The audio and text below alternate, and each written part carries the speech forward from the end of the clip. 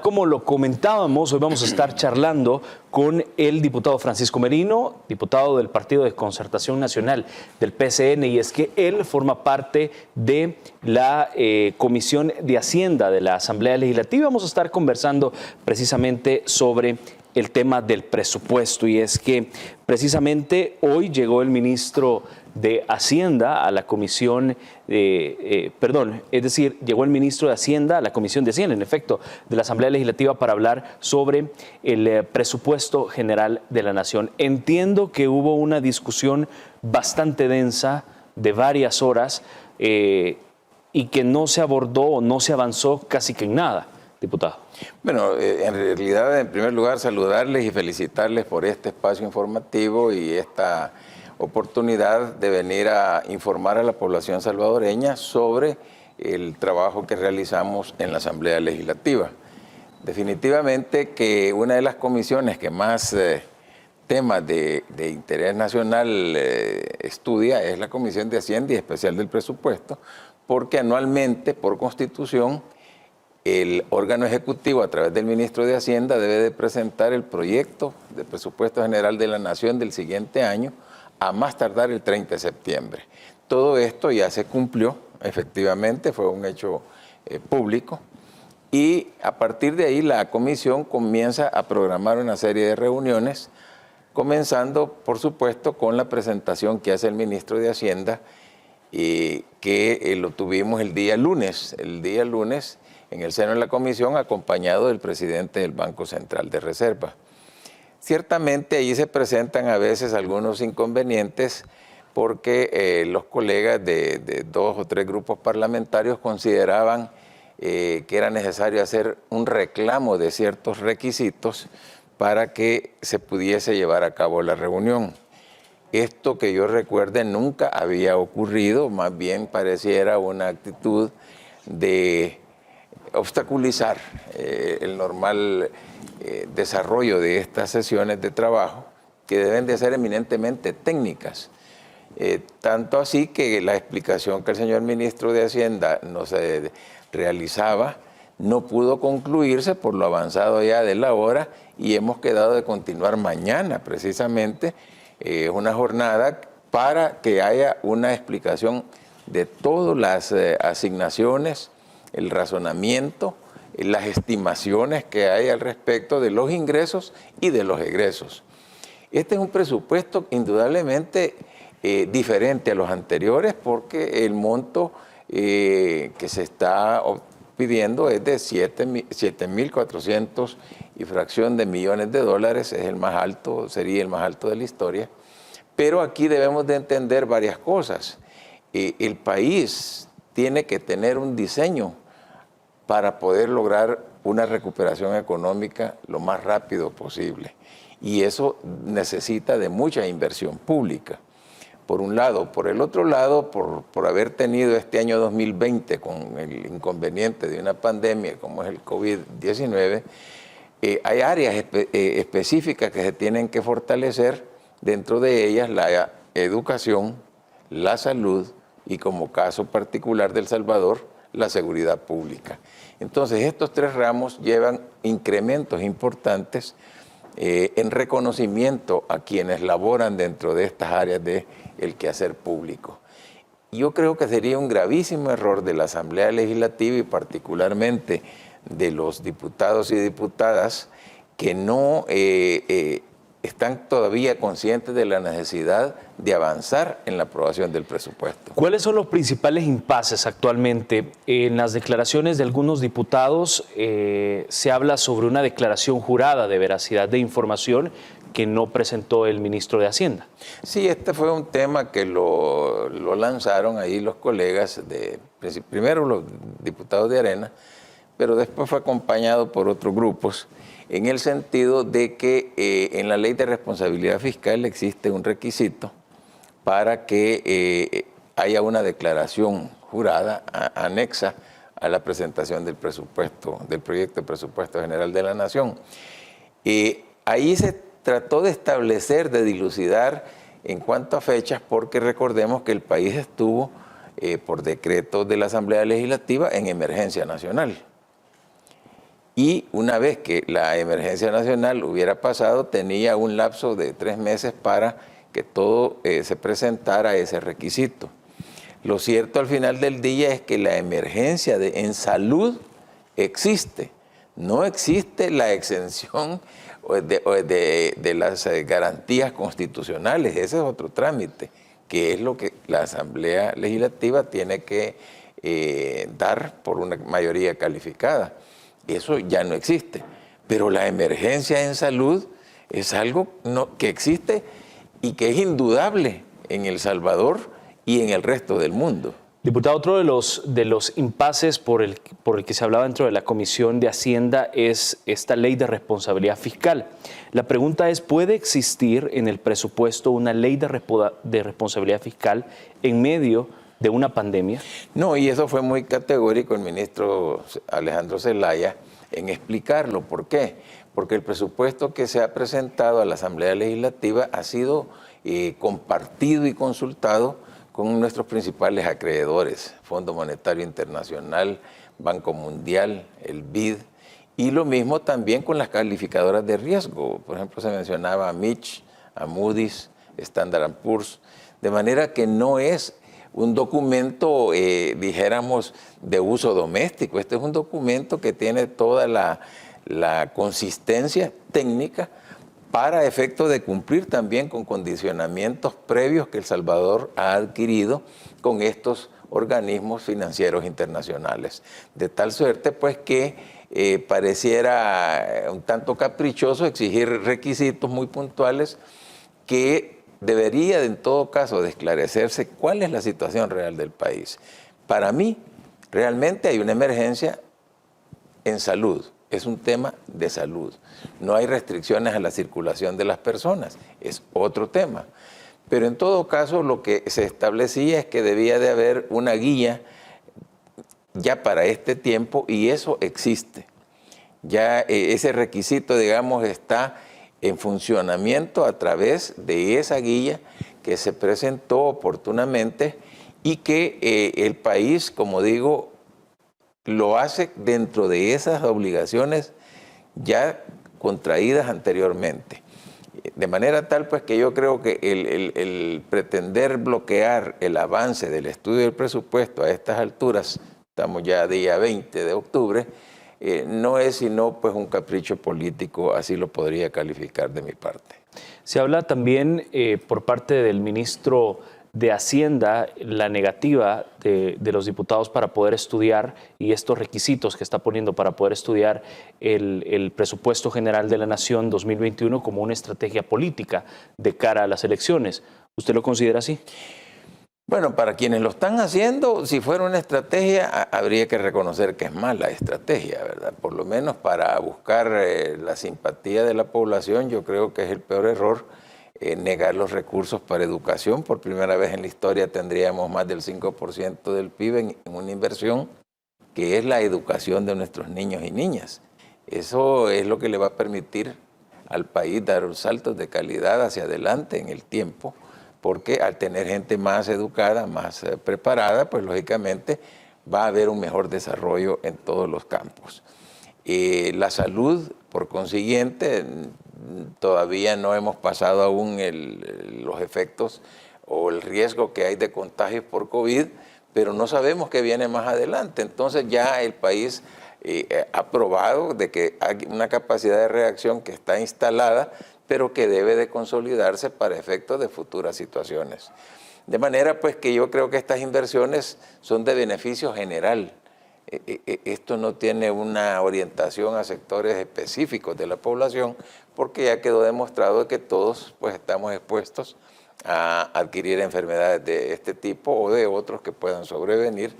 Y lo mismo en el tema de la seguridad, que el tener un país con los índices de homicidios bastante bajos, pues yo creo que a todos nos debe de alegrar eso. Son vidas salvadoreñas que se están ahorita protegiendo. Usted que está dentro de la Comisión de Hacienda, diputado, ¿cuál ve o cómo ve el escenario para la aprobación del presupuesto? Ya vimos, están poniendo algunos impases como la ley de responsabilidad fiscal y el tema de la declaración jurada de veracidad de la información. ¿Podrían venir más impases dentro de la Comisión de Hacienda para que no puedan sentarse todos los actores a negociar y a verificar y ver, evaluar y analizar el presupuesto? Yo creo que hay una situación aquí de comportamientos y eso corresponde a cada diputado y diputada integrante de la comisión, porque estamos obligados y éticamente obligados pues, a cumplir con normas de respeto mutuo. Los funcionarios que son invitados a la comisión merecen y deben de recibir un trato correcto, amable, de manera que a veces hay actitudes así provocativas y un tanto pendencieras que se ven muy mal y colocan al órgano de Estado en mal predicado, porque la evaluación popular es los diputados o en la asamblea y no mencionan los nombres particulares de quiénes son los que están llevando ese tipo de actitudes. Yo el día lunes, por cierto, estaba tentado a sugerirle al presidente de la comisión que estuviese listo para dar un receso. Normalmente cuando se está dirigiendo una reunión que no tiene un orden como es debido, pues un receso, ¿verdad? Logra calmar y ordenar los ánimos de los participantes y si fuera extremadamente necesario suspender la reunión. ¿Cree que hay falta de respeto dentro de la Comisión de Hacienda para ver el tema del presupuesto? Esta es una comisión sumamente técnica y año con año hacemos prácticamente lo mismo. ¿Por qué? Porque este documento en su total contenido ya lo hemos visto años anteriores.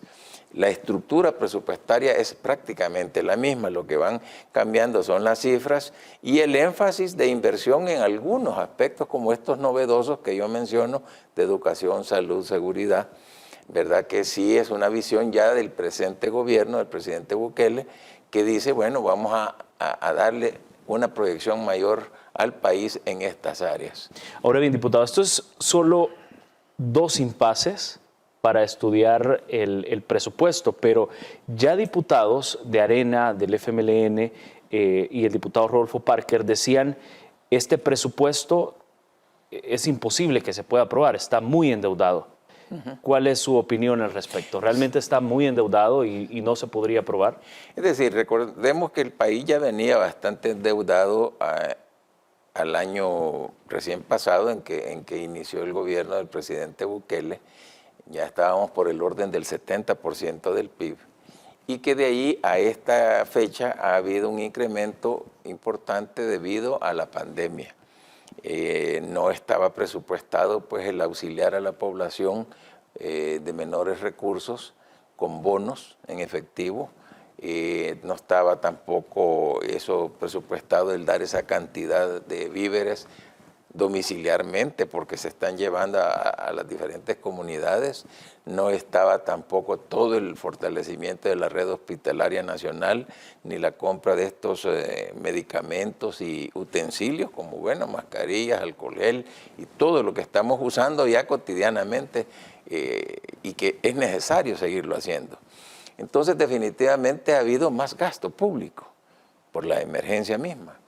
Y yo creo que si eso está invertido en la población, es justificable. ¿Ahí cree que se justifique el incremento del presupuesto con endeudamiento? Sí, lo que ha habido acá también es que desgraciadamente hay una tirantez en algunos integrantes de la Asamblea Legislativa exigiendo una serie de explicaciones que en muchos casos ya están expuestas y presentadas, pero queda a criterio de ellos también el aceptarlas. Y desgraciadamente cuando hay una, dijéramos también, motivación político-electoral por la proximidad de elecciones de Asamblea Legislativa y consejos municipales, pues pareciera que algunos creen que de esa forma pueden lograr su mejor propósito, que la población los ve bien.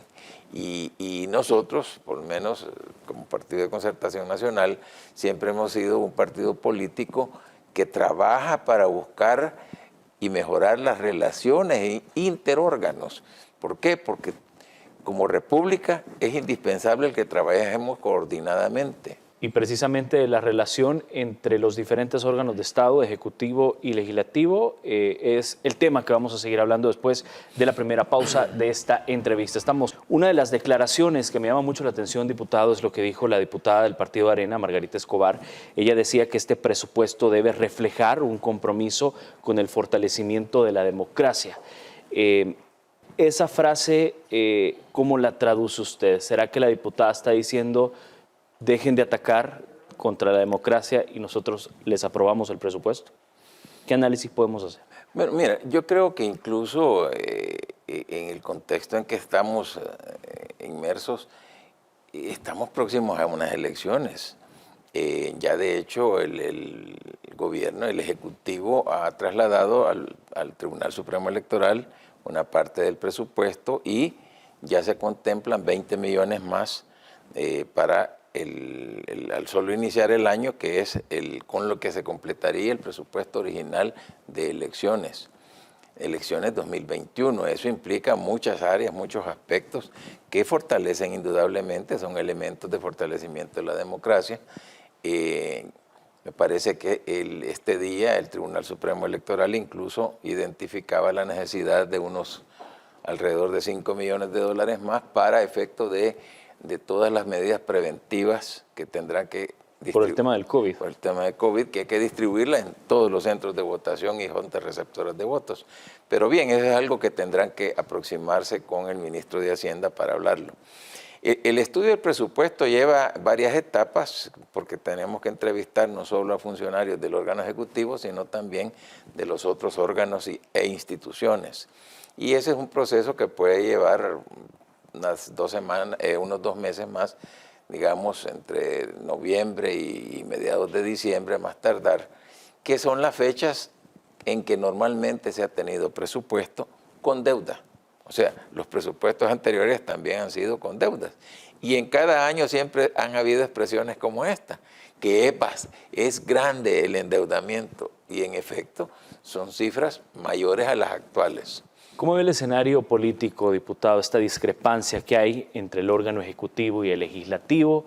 Hay en medio de esta discrepancia señalamientos, hay incluso peticiones de interpelación de funcionarios. Bueno, esto tiene a la base indudablemente una posición política de gente que quiere dar al traste con todo lo que se está logrando en el país. Y digo esto porque ya tuvieron su oportunidad como gobiernos. Tanto Arena en sus 4 diferentes gobiernos, como el FMLN en los 2 gobiernos inmediatos anteriores, pues han tenido su oportunidad de hacer las cosas. Y el nuevo gobierno tiene la opción de tomar todo lo bueno que identifica que se había hecho, pero también tiene la opción de introducir mejoras, de crear y modificar el comportamiento de las instituciones, pero esto lo entienden como trastocar la obra que ellos habían dejado. Eso lo lleva a estar en un constante, digamos, señalamiento de situaciones que por supuesto son contestadas. Y en eso es donde aparentemente pues, se entabla una confrontación permanente que por supuesto que no es buena, pero hay que ver en dónde se origina. Tú ves cuánto costó llegar a acuerdos para aprobar la emergencia nacional por COVID, que ya a nivel mundial lo estaban haciendo todos los países, pero la Constitución nos obligaba a buscar 56 votos y no se tenían. Ahora bien, diputado, las comisiones especiales en la Asamblea Legislativa para interpelar a funcionarios del gobierno del presidente Nayib Bukele, ¿no le parece un poco curioso de cara a las próximas elecciones? Sí, son dos mecanismos de control de los que tiene la Asamblea Legislativa. Uno son las interpelaciones, como la que le hicieron al ministro de Defensa, ¿verdad?, contra el almirante Merino Monroy. El expresidente de ANDA, la exministra de Salud. Exactamente, que son mecanismos en donde comparece el funcionario ante el Pleno y deben de contestar un cuestionario que se les entrega con anticipación. ¿Qué sucede con este mecanismo? Que no es vinculante para la estabilidad del funcionario. Entonces, aunque un pleno por unanimidad votara que deben de remover a un funcionario, queda en potestad del presidente de la República hacerlo o no hacerlo. Queda como una figura recomendable entonces. Exactamente. El otro mecanismo es la creación de comisiones especiales de investigación, que es sobre casos de importancia nacional, así lo dice la Constitución. Y estas comisiones tienen una categoría especial, porque todo lo que se declara ante la misma es bajo juramento y tanto los particulares como los funcionarios estamos obligados a concurrir. Eso tiene ese componente, que una comisión especial, para efecto de llevar a cabo sus actividades de investigación, tiene el mecanismo que se menciona de que si un funcionario o particular no se presenta voluntariamente, puede ser llamado bajo apercibimiento de la fuerza pública para comparecer. Eso es así en la Constitución. Casos como estos pues no han habido realmente. Interpelaciones hubo en el gobierno cuando estaba el presidente del Banco Central, Roberto Orellana Milla, que fue una interpelación en donde dio cátedra el funcionario, salió más fortalecido ante los diputados en ese momento que lo habían llamado, y comisiones especiales pues han habido varias en realidad. Pero en los últimos años, diputado. La única, digamos, que llegó a la premio fue la del expresidente Francisco Flores. Ahí sí se tuvo que llegar a esa situación y en efecto, porque fue cuando él trató de salir hacia Guatemala oculto en un vehículo y lo identificaron y tuvo pues que llegar a comparecer ante la comisión especial. Después todos los casos realmente se han llevado a cabo sin necesidad de ese mecanismo. Diputado, ¿será que realmente los diputados están abusando de esta figura para hacer presión al gobierno? Pues yo no veo cómo presionar, porque ellos están, digamos, haciendo uso de una mayoría. Ellos pueden tener una mayoría parlamentaria, pero no por eso tener la verdad o tener la razón. Y yo creo que allí deben ellos de revisar. Nosotros participamos al igual pues del trabajo de comisiones del Pleno Legislativo y resulta verdaderamente incómodo que de repente imponen una agenda diferente a la que se aprueba al inicio de las sesiones plenarias. Y ustedes pueden observar como periodistas que aparte de la agenda que se aprueba, prácticamente el material que se termina conociendo es el doble o el triple, porque todo ingresa con modificación de agenda y muchas cosas las aprueban con dispensa de trámites, violentando muchas veces procedimientos legales. A partir de esa mayoría que usted está hablando, diputado, ¿cómo visualiza la relación en los próximos meses entre el Ejecutivo y el Legislativo? Pues yo creo que esta tensión, indudablemente que por el tema electoral podrá mantenerse de parte de algunos. Al final del día yo siento que lo importante acá es que la población está reconociendo quién tiene la razón por algo. Todos al momento de tomar posesión de nuestro cargo juramos cumplir la Constitución. Y ahí no dice solo cuando el que esté en el Ejecutivo es de mi partido o es de mi agrado. Entonces nosotros como diputados, representantes del pueblo, debemos de hacer las cosas buscando el bien general. Y en este caso, ya el país tiene un presidente que ha sido escogido, seleccionado por elecciones libres por el pueblo salvadoreño, que además tiene un mandato que trasciende el mismo periodo de la Asamblea Legislativa. Entonces no puede ser que la Asamblea Legislativa imponga a quien va a tener un mandato más amplio para ejercer lo que le conviene al país, las medidas que el país necesita. Nosotros creo yo que si estamos demasiado influidos por el ambiente electoral y por eso algunas conductas de colegas diputados, pues simple y sencillamente que se revisen, porque la población ya lleva un pulso de quién está actuando bien, quién está actuando mal. Como digo, nosotros desde la Asamblea misma nos sentimos incómodos con muchas de las situaciones que ahí están pasando. Reconocemos que tienen la mayoría, pero eso no quiere decir que tengan la razón. Ahora bien, diputado, ¿será que todos los de su partido, los del PCN, se sienten realmente incómodos? Le pregunto esto porque hemos visto algunas decisiones donde el PCN vota por separado algunas iniciativas del gobierno. Nosotros hemos venido siempre, como digo, siendo un factor de entendimiento a lo largo de los periodos presidenciales anteriores, hacia el interior de nosotros mismos. No hay una única voz. Nosotros deliberamos cada posición en cada tema. Y eso es sano, pues creemos que el respetar la forma de pensar de cada uno nos fortalece. De esta forma es como el PCN ha logrado, pues como digo, mantener una posición de equilibrio en la Asamblea Legislativa, de saber priorizar lo importante para la población y, bueno, como digo, diferenciarnos de aquellos que tal vez no lo están haciendo. Le preguntaba esto, diputado, porque su posición hace mucha diferencia, dista mucho del actuar del presidente de la Asamblea Legislativa, que es de su mismo partido, del PCN. Sí. Bueno, ahí hay que diferenciar la persona y el cargo. La verdad que cuando se hizo este arreglo al inicio de la legislatura con Arena y PDC, no estaba concebida la Asamblea para funcionar como estaba haciéndolo. Lamentablemente Arena cumplió la mitad del periodo con la presidencia de parte del doctor Norman Quijano, pero luego, en vez de continuar el cumplimiento de ese protocolo de entendimiento, optan por hacer causa común con el FMLN. Y claro, ahí nosotros pues no podemos acompañarlos. Sí nos correspondió la presidencia, porque así está en el protocolo de entendimiento. Y se eligió desde el principio al diputado Ponce. Yo estoy seguro que si ahorita hubiera tocado elegir al diputado Ponce, no votaban por él. Entonces él está librando realmente una difícil tarea de dirigir un órgano colegiado, una junta directiva en donde solo tiene su voto y el del diputado Cardosa, prácticamente, porque los demás votos en mayoría son Arena, FMLN y uno del PDC.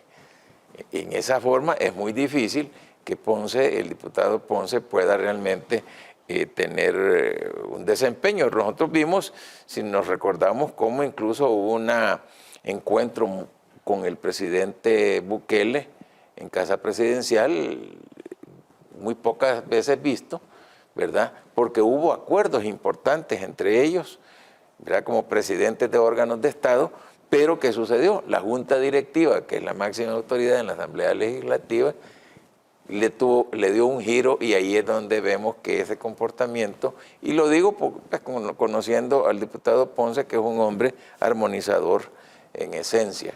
Vimos como nuestro jefe de grupo parlamentario, el coronel Almendari, se hizo presente en las convocatorias de la crisis cuando hubo que ir a visitar hospitales, cuando han habido otro tipo de eventos. Él llega en representación de nuestro grupo parlamentario y siempre ha estado atento a comparecer.